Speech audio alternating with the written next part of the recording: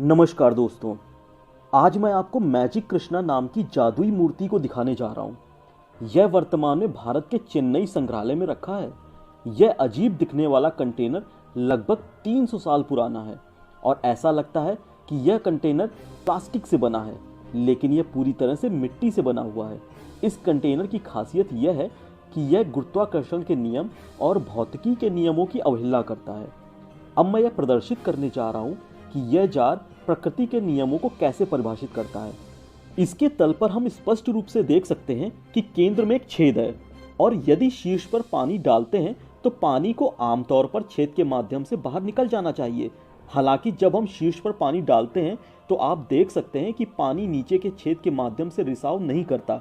इसके बजाय पानी का स्तर धीरे धीरे बढ़ जाता है। जबकि आप अधिक पानी डालते हैं और एक बार जब पानी इस मूर्ति के पैर को छूता है तो पानी किसी तरह जादुई रूप से नीचे के छेद से बाहर निकलने लगता है।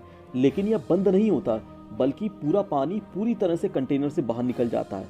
इसका कोई मतलब नहीं है। यह प्रकृति के नियमों को झूठा बताता है।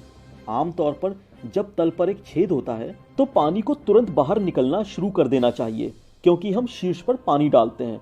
यह गुरुत्वाकर्षण के कारण होता है, लेकिन यह एक एंटी ग्रेविटी जार है, इसलिए पानी छेद से नहीं निकलता। और यहाँ दूसरी समस्या यह है कि जब हम इसे आधा भरते हैं तब भी पानी नहीं निकलता, और जैसे ही पानी मूर्ति के पैरों को छूता है तो पानी निकलने लगता है और वो पूरी तरह से बाहर निकल जाता है। दोस्तों, यह कैसे होता है? क्या यह किसी तरह का जादू का जार है? क्यों यह एक संग्रहालय में कांच के दरवाजों के पीछे सुरक्षित रूप से रखा गया है? दोस्तों, ऐसे बहुत सारे प्रश्न हैं। अब मैं इसका उत्तर बताता हूँ।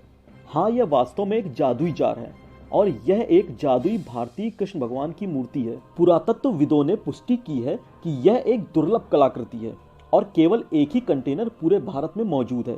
पुराने समय में इस तरह के जादू के जार कई मंदिरों में उपयोग किए जाते थे और इसकी एक दिलचस्प कहानी भी है। तो अब मैं आपको वह कहानी बताने जा रहा हूँ। दोस्तों, लगभग 5000 साल पहले भगवान कृष्ण का जन्म हुआ था और उनके मामा कंस ने उन्हें तुरंत मारना चाहते थे। इसलिए उनके पिता उनकी जान बचाने के प्रयास में शिशु कृष्ण को चुपके से कारागार से निकालकर गोकुल में नंद यशोदा के यहाँ उन्हें सुरक्षित पहुंचाना चाहते थे, जिसके लिए उन्होंने यमुना नदी को पार करने का फैसला लिया। जैसे जैसे उनके पिता नदी को पार कर रहे थे, जल स्तर बढ़ता जा रहा था। उनके पिता ने यमुना नदी से जल स्तर कम करने की विनती भी की, लेकिन जल स्तर बढ़ता रहा। लेकिन जब यमुना नदी ने अंत में भगवान कृष्ण के पैरों को छू लिया, तब यमुना नदी ने अपना जल स्तर पूरी तरह से घटा लिया, जिसके बाद पिता और पुत्र सुरक्षित रूप से नदी को पार कर गए थे। यमुना नदी ने बाद में इसका खुलासा भी किया कि वह भगवान कृष्ण के पैरों को छूना चाहती थी और उनका आशीर्वाद प्राप्त करना चाहती थी।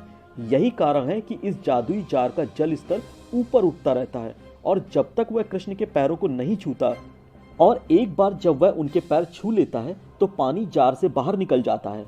आपने संग्रहालय में जो कुछ देखा वह केवल 300 साल पुराना था, लेकिन यह माना जाता है कि उसी सिद्धांत के साथ पहला जादुई जार कृष्ण के समय भी बनाया गया था, जो लगभग 5000 साल पहले बना था। पश्चिमी देशों में जादू कृष्ण के समान एक कंटेनर लगभग 2500 साल पहले पाइथागोरस द्वारा डिजाइन किया गया था। दोस्तों, आज की जानकारी आपको पसंद आई हो तो इस वीडियो को लाइक और शेयर करना बिल्कुल मत भूलिएगा। धन्यवाद दोस्तों।